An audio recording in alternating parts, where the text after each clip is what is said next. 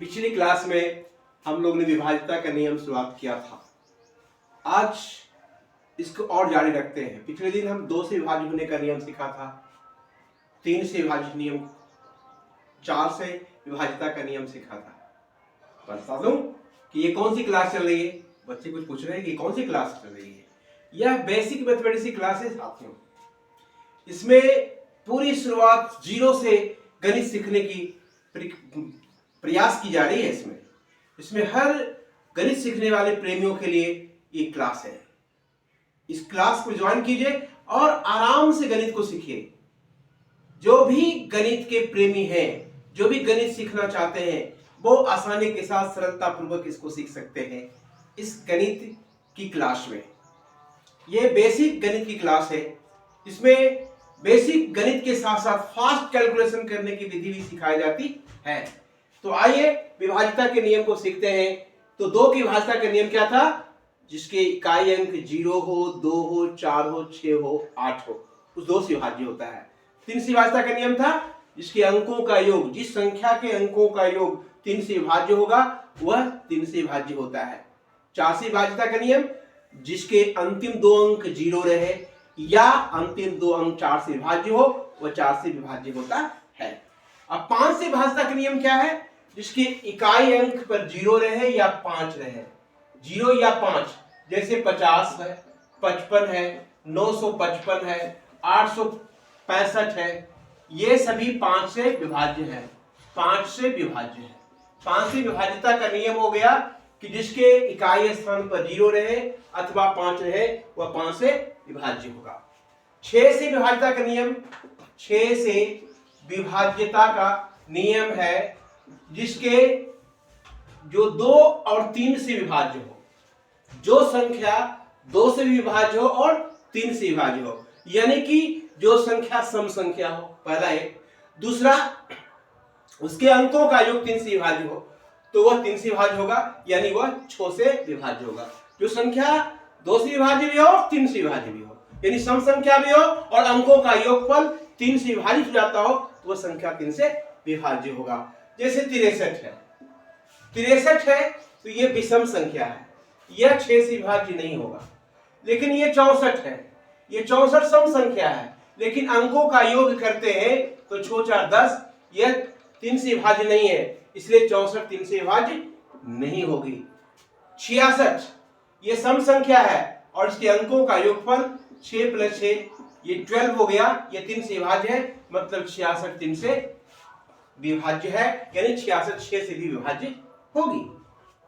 यानी 6 से विभाज्यता का नियम हो गया, जो संख्या 2 और 3 दोनों से विभाज्य होता है वो 6 से विभाज्य होता है। 7 से विभाज्यता का नियम में है कि जिसके अंतिम 6 अंक एक ही अंक हो, एक ही अंकों की पुनरावृत्ति हो, 6 6 1 1 1 1 1 हो, 2 2 2 2 2, यानी 6 अंक समान रहे तो वह 7 से विभाज्य होगा। दूसरा नियम है कि अगर कोई संख्या है जैसे 732 है, इस संख्या का दुगना यानी 2 × 2 यानी 4, 73 में 4 घटा दीजिए, ये आ गया 69। अगर ये 7 से विभाज्य है तो ये संख्या 7 से विभाज्य होगी। अगर ये विभाज्य नहीं है तो ये संख्या 7 से विभाज्य नहीं होगी। दूसरी एग्जांपल लेते हैं, 105 है, 5 है, 5 का दुगना करते हैं, ये 10 हो गया, 10 में 10 घटाते हैं 0 हो गया, 0 आ गया, 0 आ जाए या 7 से कटने वाली संख्या आ जाए तो वह 7 से विभाज्य होगी, यानी कि ये 0 यहां आ गया तो 105 7 से विभाज्य होगी। 8 से विभाज्यता के नियम में जिसके अंतिम 3 अंक 0 रहे, जैसे 1000 2000 95000, ये सभी संख्याएं 8 से विभाज्य होगी। या अंतिम 3 अंक 8 से विभाज्य हो, जैसे 4 2 5 6, अगर ये 256 8 से विभाजित होता है तो ये 4256 भी 8 से विभाजित होगी। अगर ये 256 8 से विभाज्य है, 8 से विभाज्य है, इसलिए 4256 भी 8 से विभाज्य होगी। 9 से विभाज्यता का नियम है जिसके अंकों का योग 9 से विभाज्य हो, जैसे ये संख्या है, ये अंकों को जोड़ते हैं, 1 जोड़ 2 जोड़ 3 जोड़ 5, 5 3 8, 8 2 10, 10 1 11 हो गया। यह 9 से विभाज्य नहीं है, इसलिए संख्या 9 से विभाज्य नहीं होगी। 1 2 3, ये 8 लेते हैं, 8 3 11, 11 2 13, 13 1 14, ये भी संख्या 9 से विभाज्य नहीं है, इसलिए संख्या भी 9 से विभाज्य नहीं होगी। 999, यह संख्या 9 से विभाज्य होगी, क्योंकि 9 + 9 + 9, 9 3 27 हो गया। यह 9 से विभाज्य है, इसलिए यह संख्या भी 9 से विभाज्य होगी। 990, 9 + 9 = 18, यह संख्या यह 9 से विभाज्य है, इसलिए 990 भी 9 से विभाज्य होगी। अब 10वीं विभाज्यता के नियम के लिए जिस संख्या के अंत में 0 हो, जिसका इकाई अंक 0 होगा, वह 10 से विभाज्य होगा। 11 से विभाज्यता का नियम, कोई संख्या है, जैसे इसके समस्थान के अंकों का योग, समस्थान माने इकाई स्थान, फिर सैकड़ा स्थान, एक अंक को छोड़ करके इसको जोड़ते हैं, 1 जोड़ 2 जोड़ 2, 4 1 5 हो गया। अब बच गया विषम स्थान, विषम स्थान के अंकों को जोड़ते हैं, 7 जोड़ 3 4 14, 7 3 10 4 14, 14 - 5 = 9। यह 11 से विभाज्य नहीं है, इसलिए यह संख्या 11 से विभाज्य नहीं होगी। 1331, इसके अंकों को जोड़ते हैं, 3 1 4, इसको जोड़ते हैं 3 1 4, 4 में से 4 घटाएंगे, कितना हो जाएगा? 0, 0 आ जाए। अब एक प्रश्न है, 9 2 x 4 6, यानी कि ये 5 अंकी संख्या है जो 9 से विभाज्य है, तो x का मान क्या होगा?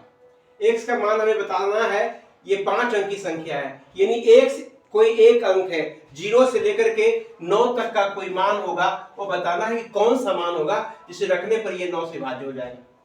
तो ऐसे प्रश्न बनाने के लिए साथियों क्या करते हैं, इसको जोड़ते हैं, 9 + 2 11, 11 + 4 15, अब 15 + 6 21, 21 + x, x की जगह हम कौन सी संख्या रखें, 21 में हम जोड़े कि वह 9 से विभाज्य हो जाएगा।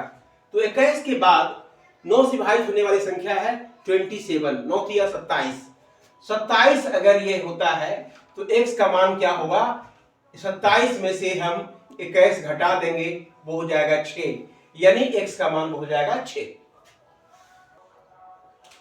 अब अगली क्वेश्चन है कि 3 4 1 7 6 8, यानी 6 अंक की कोई संख्या है, इसमें 3 से विभाज्य है, तो x का मान क्या होगा? यानी x का मान हमें खोजना है, वो 0 से लेकर के 9 तक कौन कौन से अंक हो सकते हैं जिसे रखने पर ये 3 से विभाज्य होगा। तो 3 से विभाज्यता का नियम है, जिसके अंकों का योग 3 से विभाजित होता है, वह संख्या 3 से विभाज्य होती है। इसमें अंकों को जोड़ते हैं, 3 जोड़ 4 7 हो गया, 7 7 14 हो गया, 14 6 20 हो गया, 20 8 28 हो गया, 28 + x, 4 3 7, 7 7 14, 14 6 20, 20 8 28, 28 + x। अब यह 3 से विभाज्य है, 3 से कटने वाला 28 के बाद कौन सी संख्या है? वो है 30, और कौन सी संख्या है? 33, फिर क्या है? 36, फिर क्या है?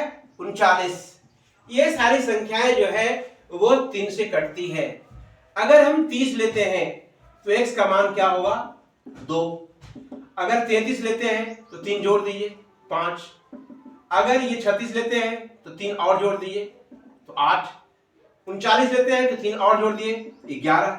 11 2 अंक की संख्या होती है, यानी ये मान्य नहीं होगी। ये 3 मान ही इसके उत्तर होंगे। इसके इकाई स्थान पर 2 5 8 में से कोई अंक हो सकता है। तो आपके चॉइस में 4 जो विकल्प दिए रहेंगे उसमें देखेंगे इसमें कौन सा मिलता है। 2 5 8। अगर आपसे पूछा सबसे छोटा अंक कौन होगा तो उत्तर हो जाएगा 2। सबसे बड़ा अंक कौन होगा उत्तर हो जाएगा 8। हमारे स्प्रिंग क्लासेस की तरफ से आप सभी को महाशिवरात्रि की हार्दिक अभिनंदन। आप लोग महाशिवरात्रि के आज शुभ अवसर पर ये हमारे इस चैनल को लाइक करें, सब्सक्राइब करें और बेल आइकन दबाना ना भूलें, और ये कमेंट जरूर करें कि हमारी ये क्लास कैसे चल रहा है। और आप लोग के नेक्स्ट वीडियो में ये मिलेगा कि संख्या पद्धति का अगला पार्ट।